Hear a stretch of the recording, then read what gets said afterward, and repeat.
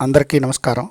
కాశీలో గంగా నది ఒడ్డున గల వివిధ ఘాట్లు, దైవ దర్శనాల గురించి సంక్షిప్తంగా తెలుసుకుందాం. మొదటగా కేదార్ ఘాట్.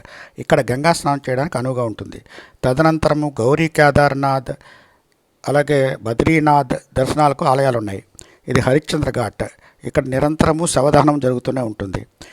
ఇది మణికర్ణిక ఘాట్. ఇక్కడ మధ్యాహ్నం 12 గంటలకు స్నానం చేస్తే దేవతలు వచ్చి అనుగ్రహిస్తారు, ఆశీర్వదిస్తారంటారు.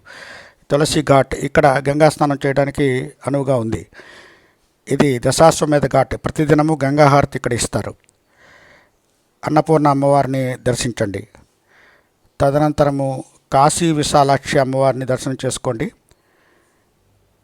తరువాత కాశీ విశ్వేశ్వర దేవాలయానికి వెళ్ళి అక్కడ కాశీ విశ్వేశ్వరునికి దర్శనము లేదా అభిషేకం చేయండి.